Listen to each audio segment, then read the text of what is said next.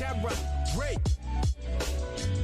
Coming at ya with the beats from down under. It's Mr. Thunder, whipping and dipping the gun to throw your brain to the frozen tundra. I kick these cleats at them mock ass shit, just to make room for the man they callin' terror.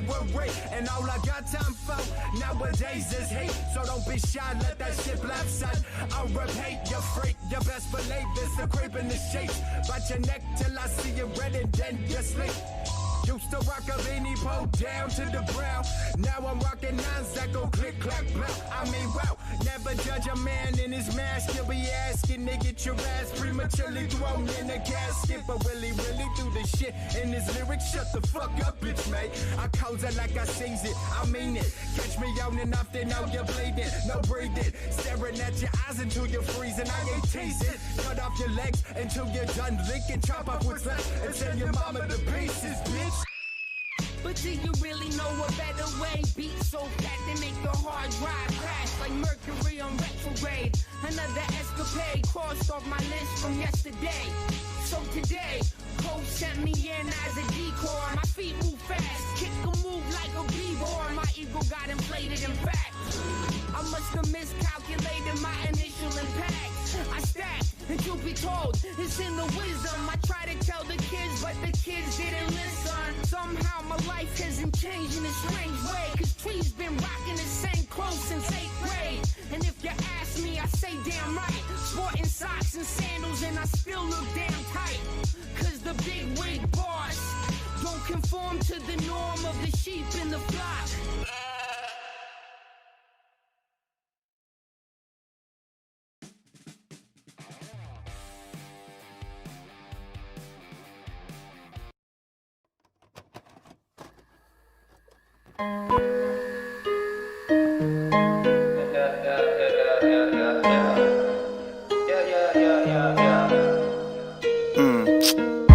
Double the cup, I'm pouring that shit. I'm fucking it up, it's pornographic. She can't afford the plastic, she push it up. If she wonder about my past, she can look it up. I got a big network, but it's not Google. Got a small net worth, watch it quadruple. My father taught me a lot, that's how I got frugal. Spend $1 and you got a lot of ramen noodles. It's loopholes in this game that you better learn. Get up early when it rains and you get a worm. Throwing dirt on my name is throwing gas on a flame. Just let it burn till it turn to ash, then get a urn. I never been concerned with the afterlife. You acting like buying ghosts, bring you back to life. Illuminati, I'm the goat they wanna sacrifice. They say you only live once, but this happened twice. I think it's deja vu, yeah. It could be deja vu, yeah. Some people pray I lose, they don't like the way I talk, the way I move, yeah. I think it's deja vu, yeah. It could be deja vu, yeah.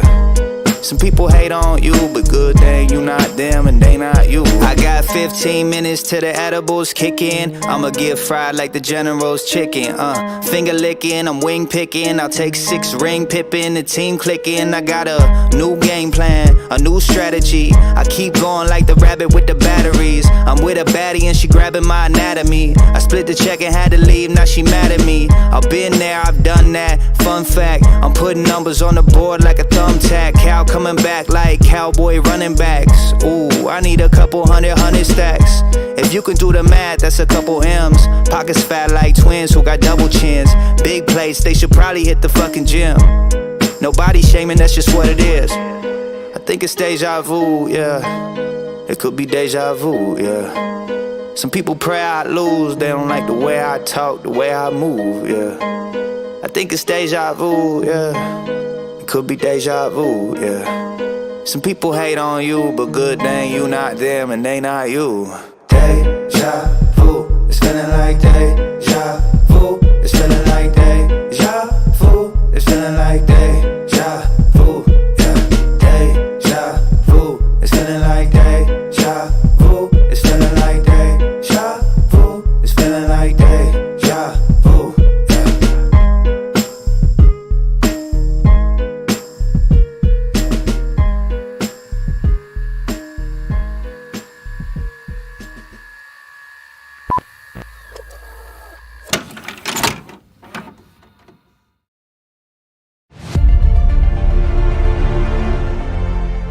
Close the island.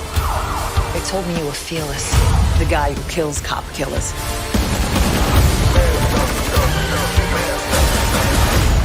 Police, out of the way, move. And we'll find out why the night happened. Rep the set, yeah, gotta rep the set. Let's see if this is working. Come on. All right, hang on. Need confirmation. Hi, everybody. What's going down? I'm here with the great James True. Gravy ladling with James True. Sorry I was a little late. We had an alpaca got born this morning, and so we gathered the placenta and put a little coat on her, even though it's going to be warm today. And then there were eagles circling, and I had Achilles and Gurley, the new goats, out, and I put them back in because they might be taken off. So I was like, yeah. So sorry about being a little late, but here we are. What's up, James? Beautiful day. Happy birthday. Congrats. That's awesome news, man. Crushing. Oh, yeah, crushing. Yeah, thanks for doing this. I thought we could talk about I was talking last night about the contribution you've made to, like, just I don't know what you call it, a conversation. It's the concept of aperture, and I'm very grateful for that, because that concept has helped me tremendously in my life. You know, like, certain people will just introduce an idea and it just kind of clicks. And the idea of aperture, like how much light can enter your mind, is a game changer for a lot of people. Totally. I think it all started with understanding the difference between compassion and consent. I really think that's been the key to all of this. Once you see that those are two separate nodes on the same plant, your aperture automatically just expands and dilates from that knowledge, because you can behold what someone's doing without consenting, and that's huge, man. That's the key to everything, it feels like. It really is. And so there's more that you've added. So you got the aperture, compassion's got consent, and also best apocalypse ever. Those three things are very helpful, because best apocalypse ever has all this subterranean information to it, where that assumes that there's multiple apocalypses. It also allows you to rejoice, and there's just all kinds of things that brings, where you say best apocalypse ever is just awesome for people's hearts, I think. Yeah, I'd be remiss if I didn't there's something about your streams and what you've been putting out that was able to give me the confidence that not only is everything going to be okay, but this is actually pretty solid, that you can look around and see the results of what's happened. I'm not talking about the lies, I'm not talking about the excuses, the reasons. I'm talking about what is the tincture being squirted out of the nipple at the very bottom of this goat. You know, right. It's good stuff. It's some good stuff, and I can't thank you enough for that. I really feel like that just like meeting you kind of helped me able to put my feet down in the firmer soil versus, say, the Richie from Boston thing. Not that because I really appreciate him. I actually think he brought us together, to be completely frank. Totally, me too. Same. But it's such a big difference between the foundations that you've established versus, say, Richie, and to be fair, versus what most people have established with dealing with the world. We're looking for verbatim words to be true, and then if they're not true, then they're evil. But meanwhile, no matter what they do, it's good, as long as the words they say ring true. It's like the most fucked up system I've never been in. So right, yeah, I think we've been helping each other resonate across this.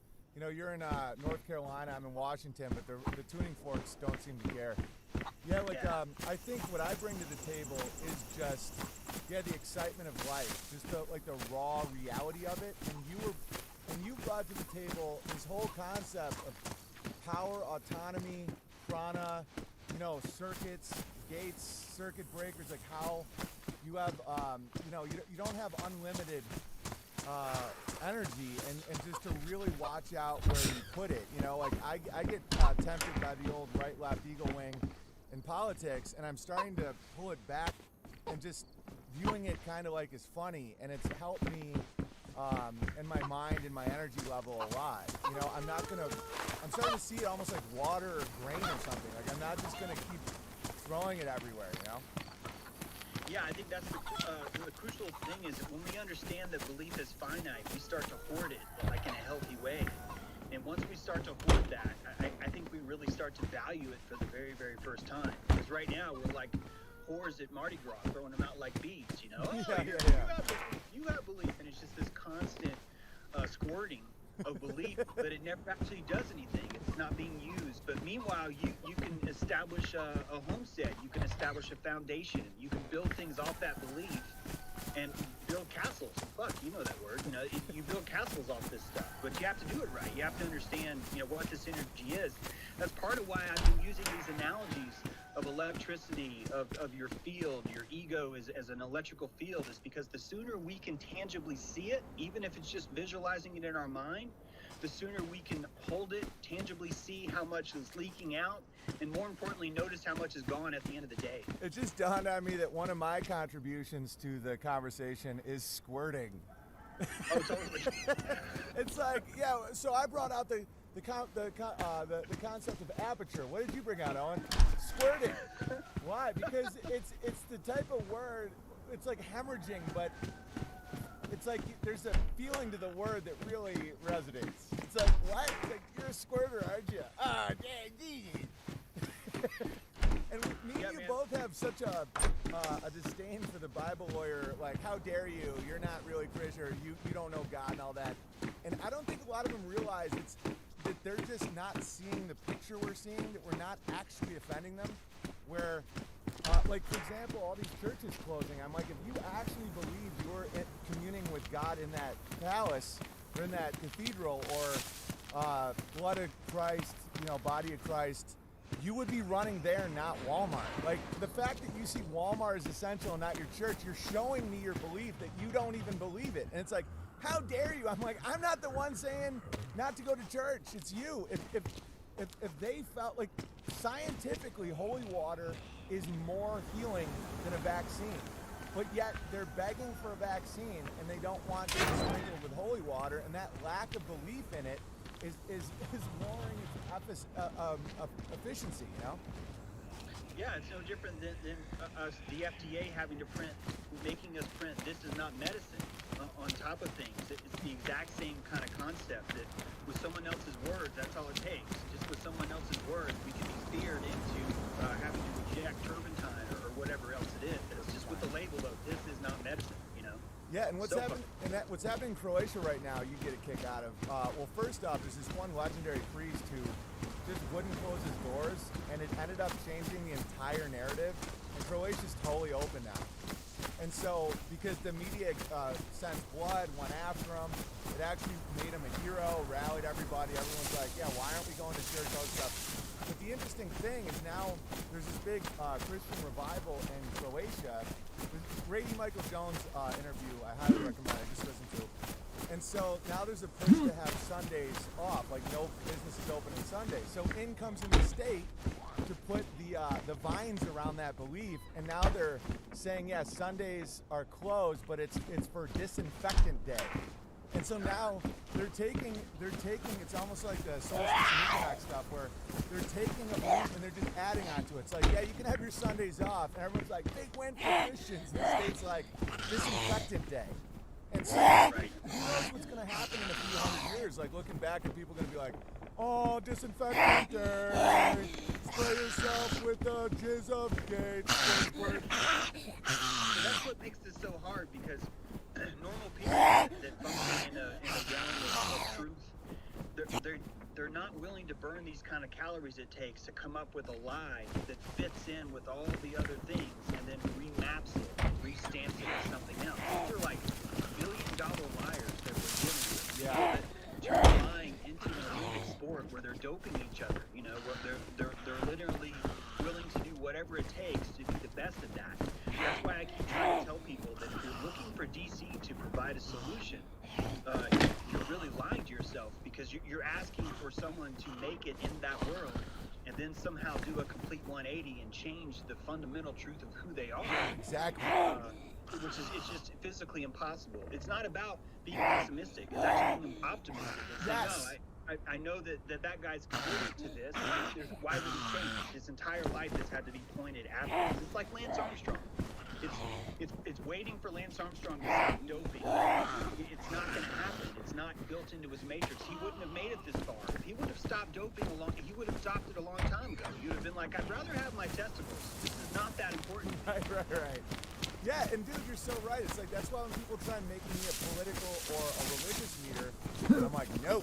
And they're like, commend you, man. You'll be the best ever. I'm like, a political leader is what? A pastor, you know, you described it this morning. I really enjoyed that word. The pastor, you know, their job is basically fundraising. It's not telling the truth. And I'm not saying that, you know, that it's lies, that their religion is a lie. It's their job. You know, the president sees where the flock is going, and they run in front with a flag. Like, this is my idea, and I'm going to go extra hard at it. And so when you understand the emptiness of Joel Osteen or Donald Trump, it's like, don't curse me like that, man. I'm a truth teller, you know, in my bare feet in my yard. Don't make me sit in a Capitol dome that looks like a dude's dick, you know? I think you nailed it with the growler face. That is a scoliosis of morality that's occurring in real time. Yeah. And until we're willing to fundamentally accept that truth, we're going to keep following around more. Yeah. Pastor Bear said, no, my job is not fundraising. Hey, Pastor Bear, did you close your church during this pandemic? Let us know in the chat. And if you start the virtue signal and act like a gamma, you'll be exiled to the Daily Wire. I can give you a list of people that are dying to have you, Pastor Bear. We got Ben Shapiri. We have Stephen the Man Chowder Crowder. Let me know. Hey, Pastor Bear, let me know if you closed your doors for the last few months. And if you did, tell me why. Was it because of taxes? Was it because of money, or was it because of fear? So if you really believe that fear God only, but yet you were really hoping that someone got an injection of swine parts for your ass, then I'm going to go ahead and question what you just said. All right, are you 501c3? Yeah, let's just wait. Let's just see what Pastor Bear has to say. Guys, I'm telling you, there's plenty of places that want you. I only want strong people here. I don't want weak. Like, Steven Crowder loves when you buy his man panties. No, I did not close. Okay, good for you. All right, I'm listening. All right, if you didn't close, man, then you probably just doubled your strength points. If this was some sort of game, it's like if you maintain in a lie, that starts revivals, dude. Pastor Bear, for real. If you didn't close your doors and you don't fundraise, then you're inspiring people, and I'm guessing your flock is growing. So good for you. All right. Awesome. Exactly. That's actually how most major religions have started, with people like Pastor Bear, who was doing what he says he did, which is by going against the authority. That should be, by the way, that it should be someone who would have covered that in this way. That there would have been a hunger for that, but they let us down. The churches failed us. Yeah. And I'll tell you that the hospitals failed us. The churches failed us. I would say our politicians failed us, but if you're still hanging on for them to not fail us, it's not even worth going there. But it's showing you the fall, not of people, not of your individual pastor, but of the system itself, the machine that gets created.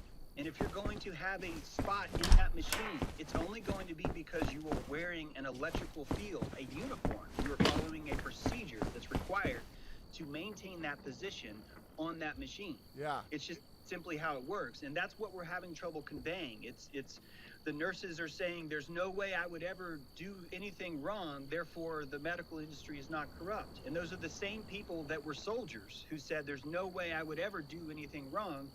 And yet look at what we've done every 1.3 years. We've been invading a foreign country for nothing, not even for money. It's just to do it.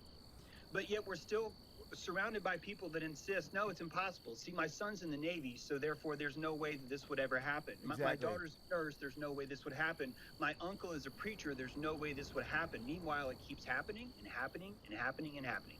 Yeah, and that's actually part of the way procedure works is, you know, NASA was famous for that. Everybody had an uncle that helped put the man on the moon. You know, it's like And when you have compassion, not consent for these people, a lot of times they're like, you know, I really don't want to shoot this random guy because of what uniform he's wearing, but I'm looking out for my kids. I don't want to lose my benefits. If I don't man up and destroy my humanity right now, you know, like they're sacrificing themselves for what they believe to be the better life for their children in the future, and it really is the opposite, but they can't see it at that moment because of their aperture.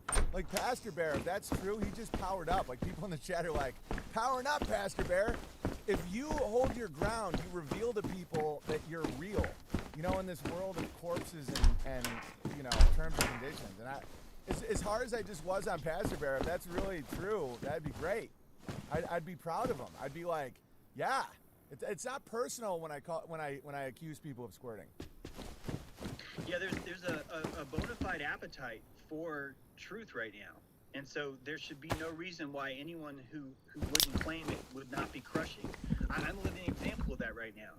I've always been saying this same thing, but people weren't ready for what I was saying until the apocalypse hit. Once that hit, there suddenly became an appetite for it, and this is in every industry. Look at Dr. Kaufman. Dr. Kaufman, no one knew Dr. Kaufman. I met Dr. Kaufman in New York. I had more followers than Dr. Kaufman. That guy's a freaking legend now. Yeah, you know? yeah. Like he's like 20 times larger than any kind of audience I could have. Why? Because people were hungry for someone to do what he did, which is basically he lost his job because of this. He lost all the respect from anyone who was following the zeitgeist around him, all of his cohorts, all of his, anyone. He's lost everything as a result of this, but gained everything because he's stuck by the truth. And look at how we rewarded him. So it shows you that it's not like we don't have an appetite for this stuff. It's just scary. So many people are just terrible. Yeah. Yeah, and it's funny because Pastor Bear just took a vow of silence, apparently. He's not telling anyone the details of where his church is. All right, let's check this out. This is a little clip. I just figured you'd like this, James.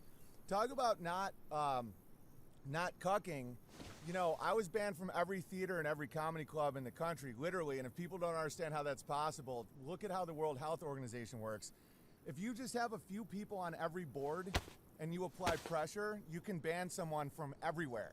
But I taped my special in an airport hangar, and it was packed and legendary. I figured I was looking through bits to see something that James might find funny. And sometimes he talks about, you know, the first one to go big, like the quickening type thing, where, you know, it's like someone's like, I'll just play it. It's about milking goats. All right, let me know if you can hear it, James. This kind of localized it, you know? Yep. I got a bunch of goats. I've ate goats. I milked the goats. And that's just honest. You just wake up, you just milk the goats, collect the milk, drink the milk, and then you do it again at night. And it's just so honest that it just cuts through all the lies of this world, you know? People like to hear what Greta the retard said, and I'm like,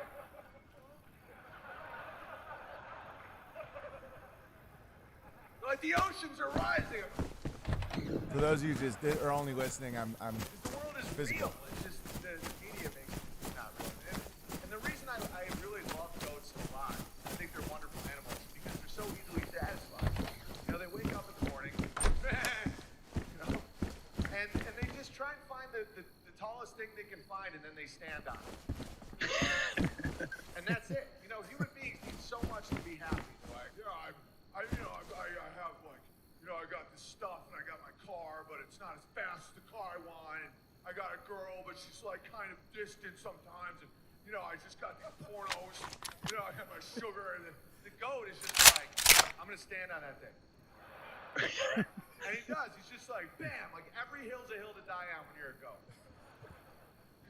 And they're just like, man, and that's it. They're happy. They're just standing on the tallest thing, and they're like, I can see whatever I want to see. And then another goat's like, I want to be up there too. And they're like, all right, now you're going to get headbutted in the throat. And I was thinking about, you know, just great moments in history. How amazing, how uncomfortable and intense must it have been for the first guy to ever drink goat milk? Like, if you really think about that, that's really, really insane. For thousands of years, people were just like, yeah, humans drink human milk. You know, and the goats, there's this goat over there, and one dude's just like, yeah, totally. Just starts staring.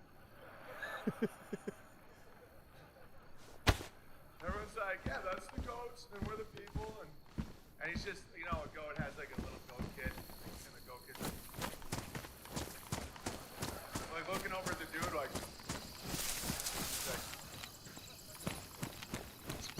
imagine like trying to convince your buddies that's a good idea. Like they're just looking at the goat, and everyone's like, yeah, goats, people, and the guy's like, guys, just hear me out. I'm gonna go over and I'm gonna drink that milk. Everyone's like, dude, you're insane. That's goat milk. We're dudes. It's like, dude, I don't care what you say. I'm gonna go drink that milk. It looks delicious. Everyone's like, I'm gonna do this for me. I need this. The goat's like, and everyone's like, that guy's insane. Kick him out of the village. And then the real miracle happened. The real moment wasn't that guy. It was the next guy. Like that guy, everyone's like, dude, what's wrong with that guy? He's insane, right? And then another dude's like, I want to do it too. And that changed the course of human history. That's pretty much. Just imagine that. Imagine the first guy. He must have been manic. Don't you judge me, Gary. And So true, right? So, dude, it's Like fun. that lady. That's such a weird high concept joke to have someone say that's so true. It's like, that's a pretty out there idea, but yeah. It's like the first guy to go over to a goat and be like, don't you judge me! And then the next guy, the real crazy thing is when someone emulated it. They're like, I want to be on that guy's side. And that's how whole things start. There's a not to go dark here, but there's a funny dark side of that too, which is like the first guy that's like, how much do you worship Pharaoh? Oh man, I really worship Pharaoh. No, seriously, man, how much do you really worship Pharaoh?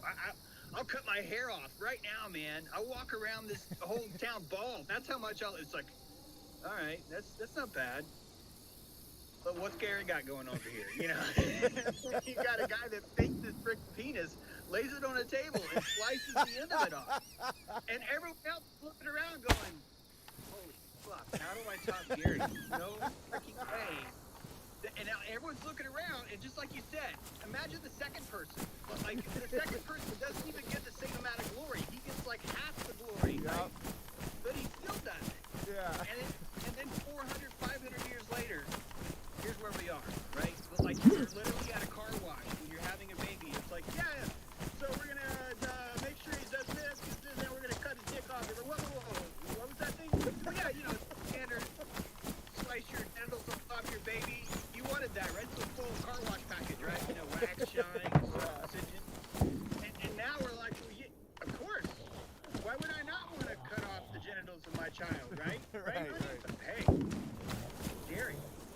It's still Gary. He's still there. Man, I wish I'd known you when I did that bit. This should have been the second part of the bit. Well, it shows you the truth of epigenetic wisdom against epigenetic knowledge, doesn't it? Right? That we learn from our successes, regardless, and we carry those lessons with us for eons and eons.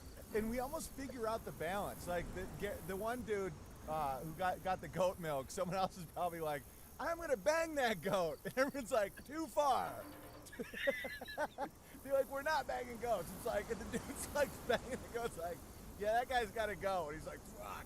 That's why the first dude to clip the end of his dick, someone else is probably like, I'll cut off my whole dick. Wham! And everyone's like, no, just dude, no one followed that guy. That guy just walks around with no dick. Yep, never go full retard, except for never go full commitment that way, I guess. It's funny you just said never go full. This is something that all right, so I have the ADL newsletter coming at me because for obvious reasons I like to know what you're up to. Want to give an example of best apocalypse ever? Okay, so let me just read this real quick. So it says, pandemics from the plague to typhoid have been used as excuses for anti-Semitic scapegoating. By the way, scapegoating is hilarious when you have goats. All right, and other extremist behavior. Unfortunately, COVID-19 is no different. We need your help today. All fundraising, right? It gets really funny. Just hold out. In New Jersey, a man is arrested for terroristic threats against a predominantly Jewish community, accusing them of spreading the virus in Okay, they had the funniest typo of all time. Ready? As we pan down, James, you're gonna love this. Dear retard. They accidentally said dear retard. Okay, it's happening right now, right here in America. Jews being accused of spreading COVID-19. Dear retard. Pandemics from the dude. It's like truth is just oozing out, and this is from CEO Jonathan Greenblatt. I've been subscribed for a long time. I need to know what they're up to. Compassion is not consent. I need to understand their heart. Of course. Dude, instead of dear reader, it says dear retard. Like, it doesn't get better than that. The irony that I just got booted or locked out of Twitter yesterday for using the word retard. I don't know what they would do with this one if that went in through their system. So. Oh my God! It's just squirting. It's like truth is squirt. It's like it can't stay back. It's like they know. Is it subconscious? Is it like they know their audiences are a bunch of, like, anybody subscribed to ABL is a retard, or are they? What do you think? I think that there's a syndrome. I had this with my brother. So, like, I have an older brother, and he's like really good at shit, like physically, but like put stuff together with tools and stuff. And I built habitats for owls. I've built houses. I've replumbed my house. I've done all kinds of shit. But when I hang out with my brother, I'm a fucking idiot because I'm trying to follow his instructions.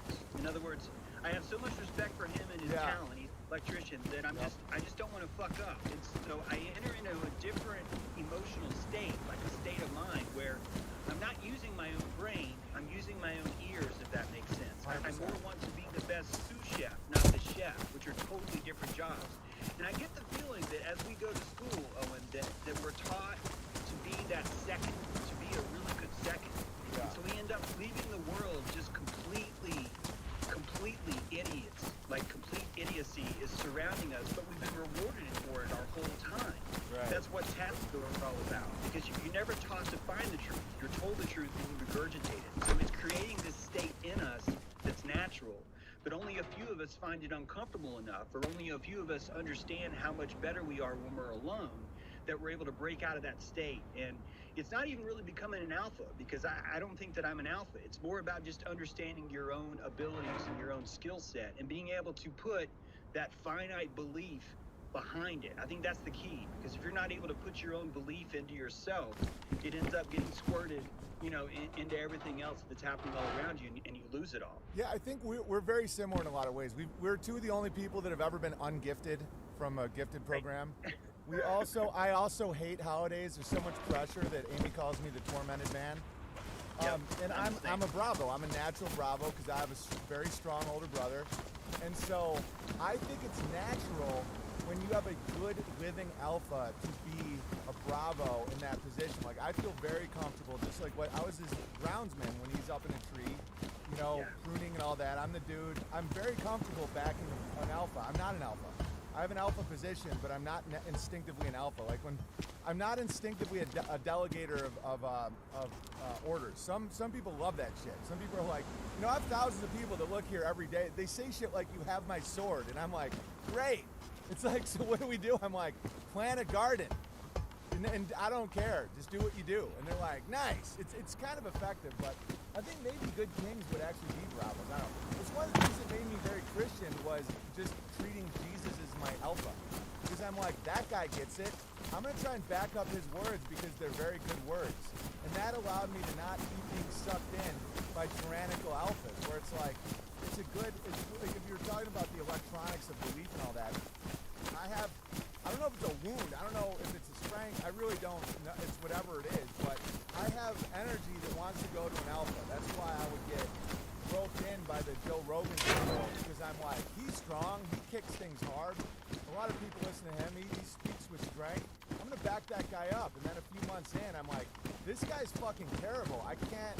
And then my Bravo tendency is just like, you don't turn on your alpha, so you're like, and so it's been night and day for me to be able to say, I'm a Bravo to Jesus, and Jesus' words are great. And then from there, I can just get autonomy in my life and not have to be sucked in by these tyrannical homos, I couldn't agree more. I think that's part of the alchemical transaction that we learn to spend by reaching sovereignty. Like we experiment with being a good Bravo. We find people that or archetypes or Jesus, like we find these systems that really help us stand tall. And then we also experiment and say, should I go stand by myself for a while? Then maybe we'll try and it won't work out. We'll say, let me come back to the flock. Or we will align ourselves, this happens to me a lot, we'll align ourselves with a hero that's a human and they let us down just fundamentally, which is actually a beautiful thing because it makes you start to live in yourself and put yourself in that cockpit. The problem with that, I think really the truth here is that, and you said this too, it's not, slavery is not our problem. It's our fear of sovereignty that's our problem. People are afraid of the mistakes that they will make. They don't feel like that it's okay for them to make a mistake. So they make the mistake of adapting a human zeitgeist alpha and put all their information inside that procedure. They're now, and what do? When I'm listening to my brother, when you're listening to your brother, we're following procedure, aren't we? We know that there's a procedure for the tree. We know it's going to come down here, and then if we're doing a good job, we're going to come in and pull that out at just the right time and not fuck with him. Like we're following procedure. We're not thinking. We're following procedure. And it's weird because I think my brother would lose respect for me because he would ask me to do something, but I didn't have my common sense hat. I had my follow instructions hat. So it's like, oh, when you said tape, you meant the gaffer tape, right? No, man, the fucking measure tape. And it's like, if I would have been in the cockpit, I would have seen what he's doing. Do you see what I mean? But because I'm just trying to follow instructions, I'm trying to do a good job. And the downside there is he ends up losing respect for me because he's like, I can't rely on this guy for shit. It's ridiculous. So it's a really, really big struggle that we all go through, but it's important because it leads us all to sovereignty. Whether we end up rejecting it or not, we have a newfound respect for what sovereignty is all about. And to me, that's why we're all here. I really think that's why we're here in Earth Dojo, is to learn to develop our sovereignty through discernment, through lies, through propaganda, through all of it. No, 100%, man. I'm the same way. I don't even know if I could have quit drinking if I was still in Saranac Lake because it's like we drink. That's what our tribe does, and I'm not setting the rules for the tribe, you know. And then there could have come a time when my brother's like, dude, why didn't you quit drinking, man? You just keep like screaming at everybody and you think that everything's a Jew doing something. It's like, because we drink. It's like, yeah, but you got to make those calls, you know? Like that's why, you know, there's no virtue in just saying, oh, gaffer's tape versus tape measure, because people like us have to realize that we're trying to suck off the alpha so that we don't have to think. You know, that we're just like, yeah, you make the call. And then the alpha starts resenting us where it's like, dude, I'm not going to give you all this energy. I've had that with my brother before. My brother has a lot of energy, but in times where I'd be very down, he would take me under his wing. And then there'd come a time when I wasn't walking on my own properly. And so that's on me. And so finding your own sovereignty is extremely important, and understanding your belief, because everybody... I highly recommend today's stream that James did about how nature abhors a vacuum, so does belief. You know, I don't like anarchy at all, and most anarchists, I think, are lying to themselves. But James addresses that, where he's like, if you just say the government's a stick, it's just like you need something, because in emptiness, something will come. You know, there's no way that someone can just take away the concept of government, because someone will just be like, well, I am now. It's not possible. And so if you give a different architecture, that's possible. Or if you simply don't connect yourself to them. Like I'll never meet Joe Biden. Like I'll never meet Donald Trump. And I'm somebody who's one notch away from Trump. Like I know people that know Trump very well, and he still has almost no influence in my life at all. But yet people will just keep being like, Trunk say this, I'm like, Trunk's just a dude in a building that looks like the head of a dude's dick, you know? Yeah, it's like I keep saying, that caloric, it's calories, man. Being sovereign is calories. You wake up and like what you went through with your alpacas. It's a perfect example. Is what I'm doing going to help or hurt? Are they going to live or are they not? All of this weight is on my fucking shoulders, right. And I'm surrounded by people that don't have weight on their shoulders, and it's an uncomfortable position. position to be in. It's easier for many to go, I don't want this weight on my shoulders either. And then when you start to look at what it's like to be an alpha, talk about some compassion. Right, guys. right. What it's like to be an alpha and be surrounded by a bunch of fucking people that are lazy. I'm talking about calorically lazy. Yes. And are afraid of the responsibility of being an alpha. And then try and picture that they still somehow have respect for you. And that they're still, even though they're wiping your nose and wiping your ass, that they still think that you are worthy of carrying a gun and operating a car on the freeway, right? It doesn't work that way, guys. Totally. It doesn't.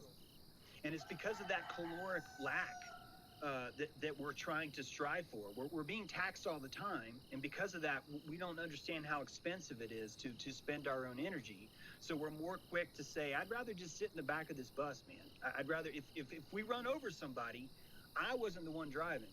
Right. So I really can't hold me for blame. It's all of these problems are us. It's not the alphas, right? It's not the state. It's not the experts. It's not Fauci. It's not Gates. It's none of them. It's us. Exactly, man. Like the compassion for Trump is like, think about how hard his life is, where it's like the purpose of the government is to provide for the evacuated. So they already have a horribly hard existence. It's people that don't want to grow food, that don't want to protect themselves, that don't want to have children, that don't want to do shit. All these barren Karens out there, they're just like, I'm 50 and angry because I have nothing to do. And so then they get mad at the very providers that are doing this, and so you get Monsanto, and they need efficiency and all this bullshit. And then you got Trump, who's in the middle of it, and he's surrounded by people that are suckling off his energy and they have no motivation to tell him actual information. So like Trump, it's like, well, Trump's playing 33 chess. He's really gonna. I'm like, he doesn't know anything. He's surrounded by people that will say anything for those people to maintain power. We in a forest know more truth because you can look at a dragonfly and be like, how does that fucker fly?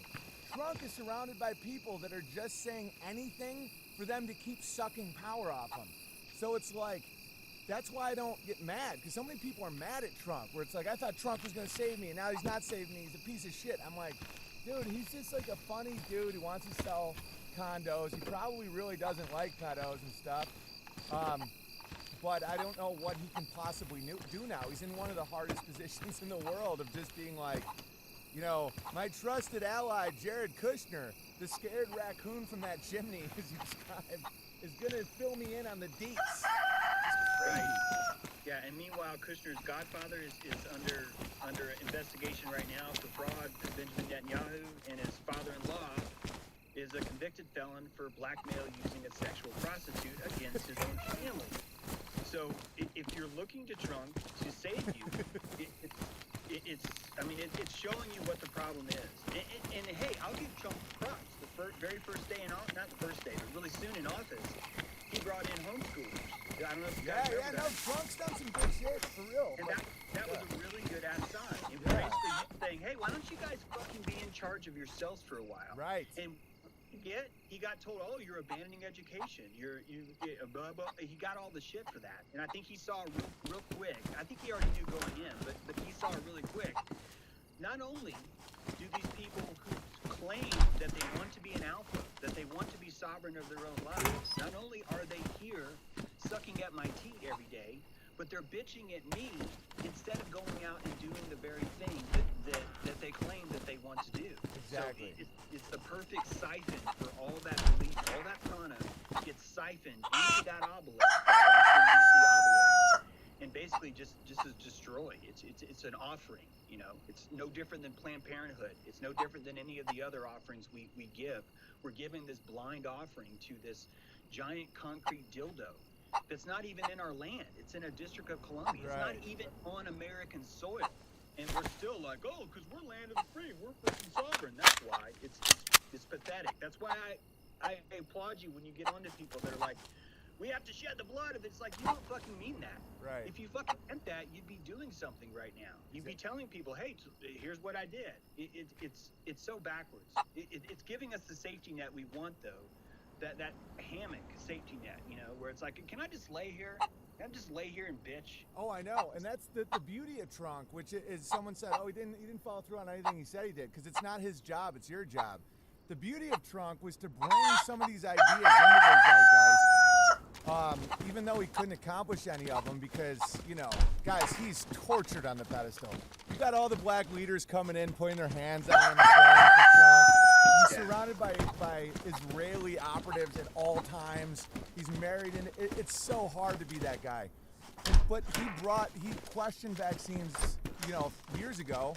So now that he's dancing with Gates in this awful way, it's like it doesn't matter. That idea had already been presented. I think Trunk is a bit of an offering where it's like the better his intentions, almost the bigger the squirt. Where it's like I think he did have good intentions, and then they froze him. All right, here's an exercise: compassion for Obama, right? How could that guy do anything after they gave him a peace prize for being black? Listen, Obama's terrible. I get it. But just once, all right, he hasn't done anything in office yet. It's like, get him on the pedestal, set him on fire, and spray him with a freezing agent. It's just like, okay, you already have the peace prize for being black. Well, I was gonna do this shit, and I'm gonna do that. It's like, no. You're way up there now. And it's like, and so then he just becomes a frozen man, and then the parasites and the fleas around him are like, nah. And Trump's stronger than Obama when it comes to maintaining. He can still talk some shit and show sparks of life, but it's about pit and pedestal, in my opinion. It's you could not run it any other way. No one in their right mind would vote for someone who wasn't privy to being on a pit or on a pedestal, or else these people would not back these people that go into the system. And once you were backed, you would be treated like Cynthia McKinney. You guys remember her? She was one of the few congressmen or congresswomen that spoke out against 9/11. And she was instantly ostracized. She was put on the smallest committees possible. She still kicked ass, but she's literally like the only politician I've ever seen that went into D.C. saying 9/11 was bullshit. Like, none of this makes sense. This is all lies. Yeah. And it shows you how much power. She's not in Congress anymore. She's now a hero, true teller, but there's no way she could have ever made it in that system. It's just, there's nothing for her there. And the beauty is, the more they're giving up their they keep losing power every time they do that, because with every chip, with every person that says something, it's almost like when they used to say Scud missiles create 1,000 terrorists, with every explosion. It's like with every one of these tyrannical takedowns, like of me in comedy or any of this stuff, it reveals. It's like, it's like the wave function. It's like with everything they take, they have to give. And let's have a little compassion for Joe Rogan. There's an article in the New York Times. Joe Rogan is the new mainstream media by Ms. Barry Weiss. Barry Weiss is the editor and author of How to Fight Anti-Semitism. I'm just going to read the first paragraph. When I saw in the news the king of all podcasting, Joe Rogan, had inked a deal with Spotify for his widely popular show, I texted to congratulate him on getting rich. How rich? Crazy rich. Weirdly richer, he replied. Like it doesn't register. Seems fake. It feels gross, he told me Thursday night, especially right now when people get hurt. Okay, so Barry Weiss writes a book about how to fight anti-Semitism. If you have compassion for her, she lives in a world that's completely material. So when people are constantly telling her, why are you so money grubbing? Why are you such a conniving little hoarder? Why do you care only about money? In her mind, it's only because she's a Jew, because she doesn't know a world that isn't like that. So when she looks at someone like me, who would rather just sit in his yard and play music with his kids, she's like, what a dumb redneck. Like, what white trash. Like, he's wasting his life not making money. And so that's why she's obsessed with anti-Semitism, because to her, the only answer must be because she's a Jew, not because in the first sentence she said it's only about money. And then Joe Rogan is now frozen on the pedestal. I believe him when he said that. I think that he really does feel uncomfortable with this money. And when the New York Times is saying you're the new mainstream media, it just simply means like he's a made man. It's like our guy in Austin. It's my guy. And so it's just very interesting. Like, he's not going to have a fun time in this new endeavor, being put on this pedestal by the grabbler, Yeah, and the only way that we can fall for the pedestal or the pit is by coming to that ceremony broken. Is we have to approach that ceremony broken, and that's what DC is, and that's what Hollywood is. These are systems that break you, so that you will conform to that. and be a good, a good pedestal person. I think that's why Trump's more comfortable with it, because it's genetically, he's been around that a lot longer than Obama has. It's been in his system a long time, and they were plotting his presidency since probably 2012. That's when he first trademarked "Make America Great Again." So it probably started before 2012, and that's when all the QAnon Steve Bannon tweets started, where Trump was saying "Barry Soetoro." When Obama was 18, he was Barry Soetoro, basically telling everyone that his birth certificate was a fraud. From that moment on, Trump started dropping these giant, huge, steaming truth bombs on Twitter about vaccines, about everything. And then it stopped. It came to a complete halt right before the election. And I think he was pedestalized too, just like you said. I think he has this idea. He's walking behind him with his hand on his back. Oh, Donald, it's great. God's chosen you. This is so important, And like you said, that ceremony, man, when you've got 100 religious leaders that are forming a circle around you, where they're laying on their hands on you, you can say, oh, that wouldn't affect you at all. You can say that shit all you want, but I don't think you understand the power of that veneration, the power of that vanity. Oh, dude, I know. Dude, they hung my portrait on the wall at the Improv next to Chris Rock, and they put me up there and said, "You are a god here." They painted me. That's why when people act like I never had a comedy career, it's so preposterous. I'm in the Hollywood mural next to all these famous comedians. They painted me on the wall, and they said, "Now you can't leave." And I was like, "This is gonna hurt, but yes, I can." And they took down the portrait, and they scrubbed my history. Guess what? That fucking club is now closed indefinitely. So when you're pedestalized, guys, get a little nervous. Be like, because what they're doing is they're saying, okay, you feel how good that feels? Dude, I was a bus boy. I was sitting in the back of the room waiting for people to not show up for years, getting any spot I could, no money, obviously, working hard, like taking a lot of pride in it, getting respect from people. 16 years I was out there. And so when they put you up with the greats, there is a chronic energy exchange where it's like, now you can't talk shit about our creepy agendas. And I was like, bitch, I'm a giant. and that's it. But it hurts, dude. It hurts. And I don't care what anybody says when they're like, yeah, take down my statues and my pictures. I don't care. I'm like, yeah, you fucking cried. I know you cried. Yeah, it's love bombing. Yeah. Right? This is actually a psychological tactic. This is what happens. You pour love onto someone. You anoint him. This is actually what it's called, anointing. It's also called Perseus syndrome. All right. Right. You anoint someone with the sacred oil of praise, of veneration.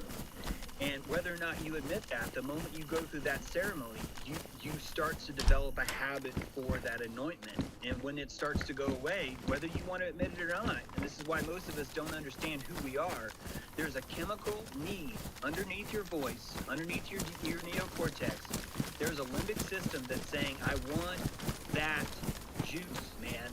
I want that juice. I want all these people laying their hands on me. I want the Monica Lewinsky's or whatever it is, right? Depends on what your poison is, right? Because Bill Clinton had his own different entourage of people that were laying their hands on him. So it's the same, it's the same kind of thing. We don't understand our own limbic system. We're pretending that our mind literally rules everything we do. And that's why so many of us are trapped in addiction, because we're not really fully integrated yet. We're living up in our heads instead of in our bodies, I think. I remember when CAA was first courting me, they'd always send me these tickets for like the box seats to watch NHL games to watch Kings games and stuff at the Staples Center. And I'd go there and it'd be like with the cast of The Hangover and like The Rock and people like that. And there's only like 15 people and everybody. Little they know, I don't fit in their little chairs and I don't even like sports games. So they're going through all this work to try and love bomb me, and I'm like, dude, I don't even like it here. I remember one time, one of my famous friends brought me to this party in Vegas with Paris Hilton CD release party, and we're all in this little roped off thing, and I just slip away, and later, he tells his story. He finds me at a $5 blackjack table with a bunch of Filipinos, and I'm just hammered, and telling everybody they're my best friends. And it's these old Filipinos that couldn't even speak English, and they're like, oh, we like this guy. And I'm like, dude, these Filipinos are crushing. And my friend was like, dude, I flew you to Vegas so that you can enjoy this party. I'm like, I fucking hate those people. It's just like, I didn't fit, you know? Well, I think you're proving what I keep saying, that guys, it's impossible for someone to get into Washington or to get into Hollywood and not pass the litmus test of are you evacuated enough? Because you would simply just find it repulsive, Owen. Just like anyone in Cynthia McKinney, just like anyone who goes to D.C., you would naturally find it repulsive. It wouldn't be something that you could endure or do better at. You wouldn't be able to dope yourself, right? No. Like you wouldn't be able to dope yourself like Lance Armstrong to compete because you're not addicted to it. You're not broken enough where you need that to survive. And I needed alcohol to survive there and sex, because I hated being around a lot of those people. The conversations were so boring. The comedians were great. A lot of comedians, you'd love a lot of it. Back in the day, it was Truth Central. It was like, before around 09, something changed. That before it was Sacred Cow Slaughterhouse was the culture, and then something changed. Maybe 2012. I can't remember, but there was definitely a shift where it went from like, you know, we used to sing songs about Jimmy Fallon getting AIDS, like at the Improv. It was hilarious. You know, not gay AIDS, a case of full-blown African AIDS. And people were like, yes. And then that's why it's hard to explain this to people. Like, the bar at the Hollywood Improv used to be like Truth or Central. It was like people questioning everything. And then there's a memo went out or some shit where it was like, okay, now we're weaponizing comedy. And it just, Netflix, dude, it was Netflix. Netflix shifted everything, because it used to be all these competing companies that would do development deals and put you up on all these different things. Once Netflix got the full reins to all of it, they were like, all right, everyone's training. And like every comedian cocked, like almost everyone. And it was because they fell in love with the portrait on their wall. I'm gonna play, you wanna see my garden? It's only 5 minutes, but I gotta go, I'm bringing my computer inside. Yep. All right, so check this out. This is what I'm actually addicted to. And this is my wife giving a brief, because people love the homesteading shit here. So here's just 5 minutes of my garden. I will give us a tour of the garden. Okay.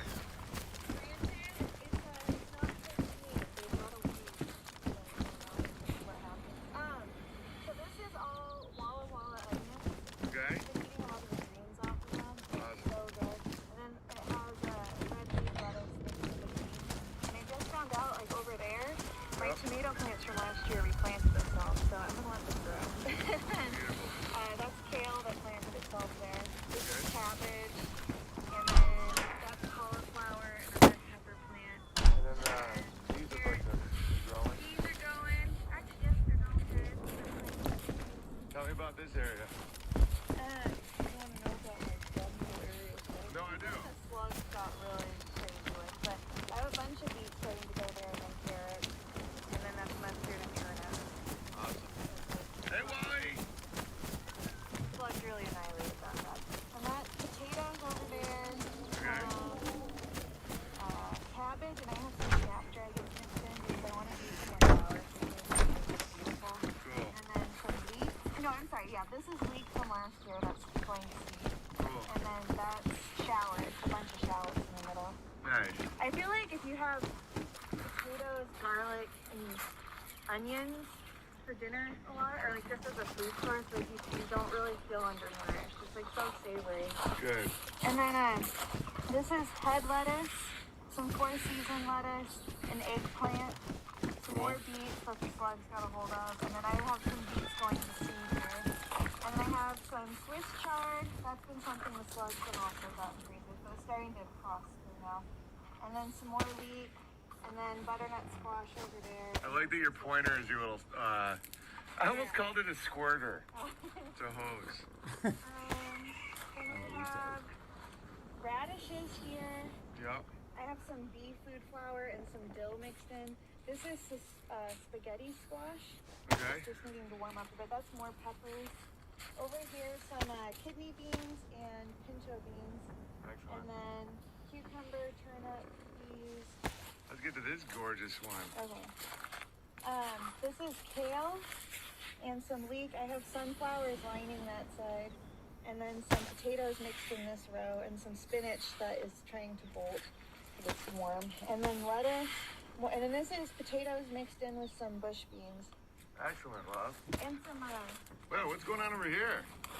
this is all, well, these are my potato bags. These are actually, I'm gonna look to see if we have any potatoes already. And then, this is, a bunch of purple carrot, dragon carrot that replants itself in a very wonderful way. It's like prolific. Yep. And then that's cantaloupe and some tender green bush beans.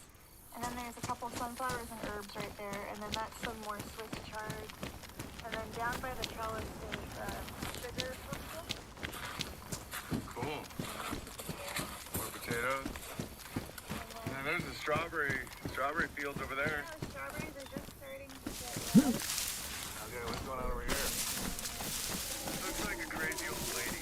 That's the one kale plant I saved to let it seed itself because it was growing straight and had really developing on it. So this is almost the point where it'll start to dry. I mean, it pretty much has full results on it.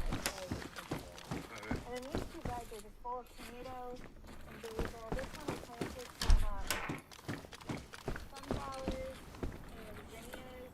Cool.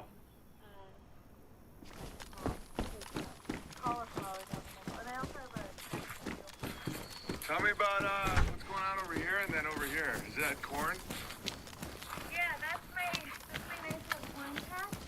I did a couple different varieties. I did a glass gem closest to all of the gas in case it gets crazy because that's more decorative. It's really pretty kernel also. And then I did a country gentleman. I'm a country gentleman. And then sugar, a sugar corn, and then just like a generic white corn. Nice. Am I generic white country? I'm generic white country gentleman. Yes. I did a couple different varieties of pumpkin. Etiquette steel. I'm a generic white.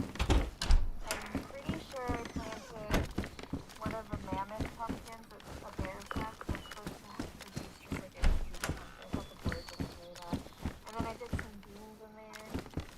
And there's potatoes that just decided to grow. Awesome. Can't really get rid Well, of thanks for the tour, love. Oh, It's looking there's amazing. garlic here. Where's the garlic? Right over here. I have to weed it. There's a bunch of Keeps the them. grabbler away, the garlic. And this is my broccoli that went to seed without giving us anything, but I'm leaving it right now because the bees just really like it. The bees dig it? Like, the bees are so happy. It's the bee's knees. All right, thanks, love. Yeah, the garlic keeps the grabbler away. So that's something much better than box seats in the Staples Center. That's funny how garlic always works like that. It keeps the bad stuff out and the good stuff in. That's awesome. I wonder what would have happened if I had taken a jar of garlic and there was CAA offices and just started throwing it around. The power of truth compels you. Dude, check this out. So this is what happens when you stay on the pedestal. This is a cautionary tale. This is one James Fallon. By the way, Owen Benjamin on Telegraph, is that what it's called? Time thing? Apparently, I don't know. I haven't been kicked off there yet. Anyway, Jimmy Fallon. Hey, so in 2000, on SNL, I made a terrible decision to do an impression of Chris Rockwell in blackface. There's no excuse for this. I'm very sorry for making this unquestionably offensive decision, and thank you all for holding me accountable. Faustian 101, you will get to host the Tonight Show. Can you get on? But you will have to fuck the whole time. The amount of money in this world is worth this degradation. He's like, no way, so I put black makeup on my face, and I'm so sorry. Like, they're not allowed to speak anymore. It's over for him. You know? Yeah. Man, I encourage everyone to be a scab at least once in your life, because once you've gone through that experience, you can really taste how freaking awful it feels in your entire system inside to do the wrong thing in that way, and it will change you forever. It's a really good gift of all, and it sucks that so many of us keep having to learn these same lessons over and over. And actually, maybe it doesn't suck. It's why we're here, you know. It's why we're here to learn these things. And some people need taller cliffs to fall from. You know, some people need these worse how I explain like how we're able to sin against our children, because it's like the fall isn't enough for us just to fuck up our own lives. We have to fuck up our kids' lives sometimes before we can truly understand how wrong something is. Because if we're all evacuating each other, what we do to ourselves doesn't matter anymore. That's why I don't really have respect for someone who's evacuated that has given their life to someone. I'm like, dude, you don't have a life to give to anyone. Why is that worth anything at all to me or to anyone else? It's the value. Your life has to have value first before I can start to equate prana to it and how much you're willing to give away. Because if you think life sucks and you're living in this Faustian bullshit, you giving your life for anything means nothing. You didn't have anything to give to begin with. Right, you know? right. Yeah, it's like this FEMA camp narrative. It's like, I was a World War II history major, and I've looked into this stuff a lot. It's not the narrative people think. It's like when you were talking about slavery in Egypt. Like, they got addicted to the electricity. Like, we want to be here. This is great. It's like, the end game, whether it's Auschwitz or FEMA camps or whatever, it's usually people that are like, you know, they can't stand on their own, so they're giving themselves up. There's nothing left. And then it usually goes really bad for everybody, you know? It's like, that's why I push this so hard. Sometimes people think I'm a dick, but like, you know, calling this stuff out now is the best time to do it. And in a few years or whatever, if there is more more supply chain problems and more, people will be banging on these camps. Like, let me in and feed me. They don't round anybody up. It's not like that. It's like people that have given up so much, there's nothing left to give, and they're like, take me and feed me. And that's what it is, dude. Yep. That's only going to get worse because there's no lesson in it. It's funny you probably married to say this, and it fits here. When Rogan comes out, bears fall out of the sky in parachutes as a result of him being out there in the world. Right. That he is the maker of bears, and it's only because there's consent involved. If Rogan was forced, if all of us were forced into any of these things, it would empower us. It wouldn't depower us. Just like you're talking about with Pastor Bear, right? It's like if someone's actually out there doing that, it's going to... This is what the Crusades were all about. This is what religious persecution makes a religion stronger. I know it sounds backwards, but it makes a religion stronger. You end up with what's called a trauma bond. Yeah. That really brings people together. That's why this whole system around us, guys, it's all about consent. This is all about your consent. And unless you've been in the military, unless you've worked in like a really big hospital, or unless you've really been inside the machine, I don't think we realize just how much people do not want their own sovereignty. Being in the military, I was exposed to people that literally want the teeth of the state, and they don't care if it's rusty, they don't care if it hurts them. They simply want that teeth, and they're willing to do whatever it takes to keep it. I can't tell you how many times I would spend day after day after day inside a room with a bunch of people that are enlisted, that all they can do is fart jokes. Like, I'm talking like for 8 months, that's all they do is tell fart jokes to each other. And as I'm in it, I'm telling myself, why did I sign up for this? Why did I sign up for this? But I'm realizing this is how this system works. These people have decided, yes, fart jokes and really poor food and being out to sea for 6 months and having everything, our uniforms, our banks, our beds, where we sleep, what we eat, what we shit, all of that is being dictated to me, and I freaking like it. I don't think people understand how many people out there like it. It's really hard pill to swallow when you start to realize that. And I'm not trying to classify all military. Please don't hear me saying that. But I'm telling you guys, you're going to find most of those people are inside the enlisted, at hospitals, at schools, at military, at factories. There's so many of us that do not want this. And that's why if you can have the compassion to see those people, you'll understand Trump a lot more. He's not talking to you or me. He's not talking to Owen. He's not talking to bears. He's talking about this wide swath of people. And most of them are more than happy having a blind teat that they have no idea where it comes from. They have no idea what's coming out of it. It's just, they're entitled. They enjoy the caloric savings of not having to do anything. It's a nice ride for them. It's rampant all over the world too. Yeah, and I think a lot of it comes from trauma, watching porn, news, movies, all this stuff. That's what starts the evacuation. You know, like this morning, we had another alpaca born, and I experienced trauma again from the one who died. I was like, my fist clenched, my mouth started salivating. I'm like, please not again. And I prayed, you know, we're like, what? Because that was traumatic for me when the alpaca died, so picture that sexually with porn, like watching like gangbang shit is traumatic, especially when it's like young people and they don't even know what they're watching and shit, and then so they clench up and get weird around women, and it's the same with like watching all this gratuitous violence and all this shit. And so then you get to a point where you're like, Owen is not home, you know, there is no Owen here, and that's like, well, we'll refill you up with all this stuff. It's like, this is your God. Just walk into this church. It's a 501c3 tax shelter. Just walk to Mark Raz in there. You will be protected by this random guy that you've never met, and he's got a gun, and you're not allowed to have a gun. And you don't need to speak because we have these newspapers run by Barry Weiss, who thinks everything is anti-Jew. And then you have Joe Rogan to tell you how to be a man. He thinks it's all about butt pumping behind a dumpster. And here you go. See you later. And he's like, okay, this is better than going through what I just went through, and that's pretty much how it works, you know? Yeah, this monster, this Leviathan, is going to follow you around wherever you go and say, hey, it's okay. It's okay. Come over here. Just sit down. It's okay. It's okay. I got this big tea here for you. I've been saving it for you all day, man. It's good. It's a good tea. Mm-hmm. I know it's got formaldehyde in it, but it's good. Little It's swine. It's cool. It's all right. It's good. Long, coarse, thick, black hairs. Those are pubes, but it's good. This is good milk, man. It's milk from the state. You can do it. You can do it. And if you've been taught the entire time that you do not have the wherewithal for your own faculties because you're too racist, sexist, xenophobic, or whatever else, you start to feel the penalty of trying to make your own decisions. And more importantly, you start to see the coaxing nature of that ambulance who's behind you that's like, dude, I got you, man. Just sit down.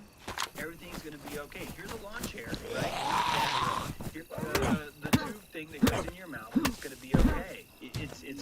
We're coaxing that all the time, but it's always through consent. It's always through consent. That's what makes it so popular. That's what makes it spread. That's what makes it grow, is because it's all consent-based. Exactly. And the good news is, the bad news is it's everywhere.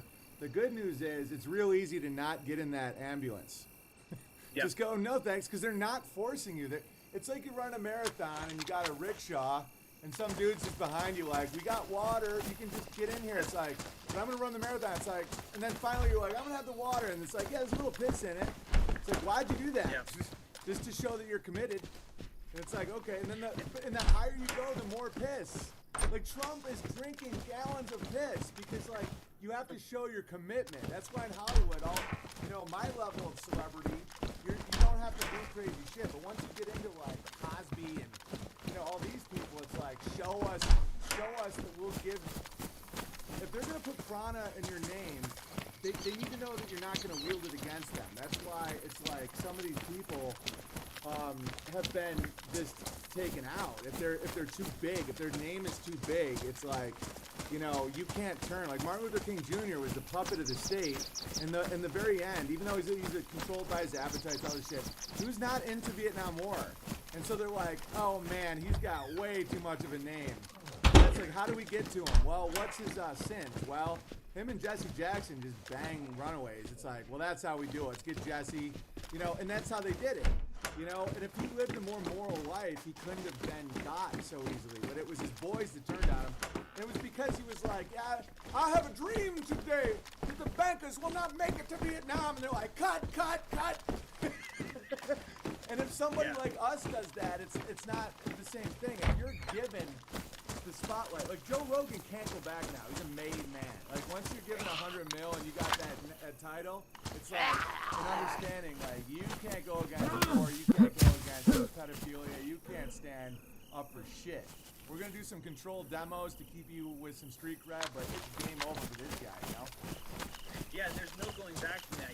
You've seen a few Hollywood people that were really big, and then they step out, and they're called washed up. They're called failures. You're talking to one right now. Yeah, it's all part of that indoctrination.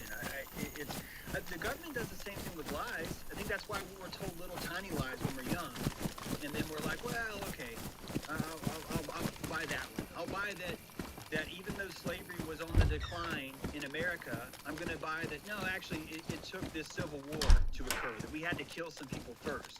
Yeah. And even though at Appomattox Courthouse, Custer literally left that day and took his infantry up into Montana to kill Indians, this was all about race. No, he was there because of race. That's why we were doing that. Yeah. It's just that he had a different view of red race versus black race. Yeah, right. It's as you keep accepting these lies, you're swallowing and digesting that. Next thing you know, you're in the Oval Office with your daughter. You've got your own daughter, and you're calling the ISS on a fucking phone saying how we're going to have boobies in space, in 3.6 years, and you're out of office in 3.2 years. Right. So it's a constant. Well, if you'll say that, will you say this? If you'll say that, will you say this? And the way they If you say that, justify it is this Faustian loop where it's like, well, if we lose our platform, we can't do anything good. And yes. But to keep the platform, we can't do anything good. And you're just like, dude, I face that the whole time. It's like, Big Bear, you have this giant platform. You can really do something good with it. So play ball. It's like, okay, so I get my platform if I play ball, and if I play ball, I can't do anything good. Exactly. Suck on the lowies, wear the fancies, and let this random grabbler bang you once a year, just to let everybody know you're down. It's like, no, I'm gonna go garden in the middle of Washington State somewhere. And that's the circuitry that I talk about, right? Because you're able to fill up that capacitor with a little bit of guilt. And if someone gave guilt yesterday, well, I can give you some more guilt today. And then, well, shit, I've already done this twice. And then you end up where you're at the river card, where you're playing poker, and you've got all these chips in, and you're like, I can't fold right now. I've got too much here. There's no way I can fold right now. It would be ridiculous. Just to clear up real quick, boobies in space means Trump is saying that we have to put women on the moon, that's the key to our national security, is to put boobies on the moon. That's why I was talking about boobies, just for the chat there to clear that up. Yeah, that's what he was saying. And it's funny when you understand why James, the joke behind that, because it's like, it's just so random and retarded. It's like, well, I know it's going to make we haven't went back to space in 60 years, but so I guess it just means we need mammary glands. Yeah. It's just mind-blowing bullshit. And so that's why when dudes like me and him will say stuff that triggers people, I don't think they see our lens. It's a little farther back, but it's like, well, why do you care about boobs? It's because it's so dumb. And so when you see it, that's why we get so many people being like, oh. And like when you analyze certain elements of the Bible and people think that means you hate God or something, it's like, no, this is kind of the whole thing. It's supposed to be a living entity with you, where you're like, well, what does this mean? It's like, if you question it, it means you're going to hell. Who told you that? A pedophile in a dress. It's like, what? Like, how does that compute? And that's all part of my own path. Just like you have your own path where you have to burn some serious calories to get through something that ends up coming out in gravy.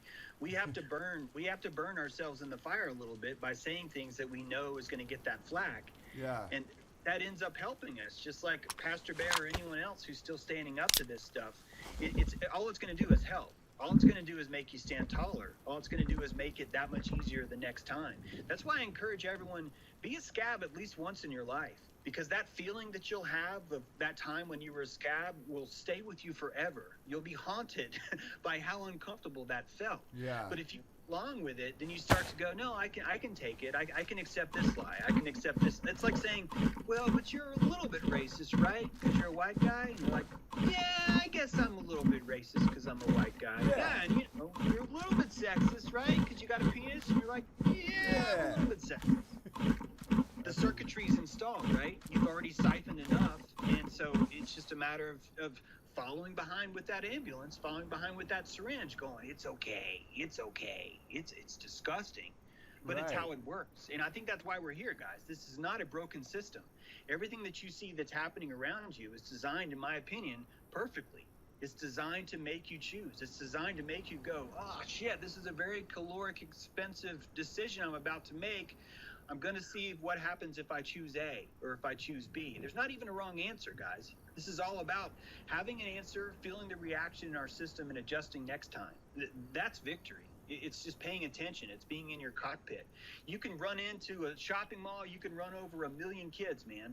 If you were in your cockpit and you were engaged, you're doing what you're here to do. You're following your procedure, your own personal procedure. I shouldn't even use the word procedure because it's too confusing, but you're following your own heart, your own system. You're putting it to the test, and you're willing to take responsibility if you fuck up. Yeah, exactly. And you're not offloading it on other people. Like, the best thing you can do for your priest is not put all of your salvation and all your spirituality on him. He's just a dude. So it's like, you know, we're not helping people in this sense. We're not helping, you know, any good cop that I know, first thing they say is, you know, be armed.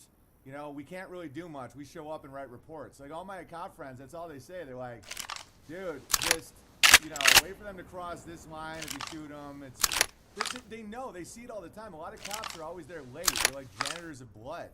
And so if they really care about you, the first thing they'll say is, I'm not going to save you. I'm going to come and write a report. So it's like, it's the same with your priest. It's like, dude, I'm not going to keep you connected to God. You got to do it. There's going to be times where I'm going to close this door, or else I'm going to have to sell my church to a gym. If I don't close my fucking doors, a gym is going to buy my church. It's like... So I'm just gonna, you know, cock, and that's my job as a pastor. Like, I raise money, and I just try and keep it so it doesn't become a Planet Fitness.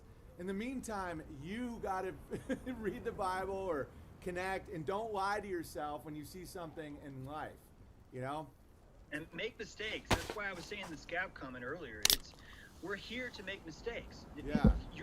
You're not gonna win a seat next to God because you didn't make a mistake. He's gonna ask you what the fuck's wrong with you.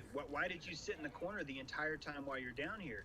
That's the only reason why I'm saying be a scab. I'm saying do things, experience what it feels like, and don't evacuate yourself. When you do the wrong thing, feel that. Like, sure, some of the best gravy I've seen in the D Live chat is when a bear will type something about how much they fucked up. There's so much truth in that, to watch someone say, yeah, I did this. It was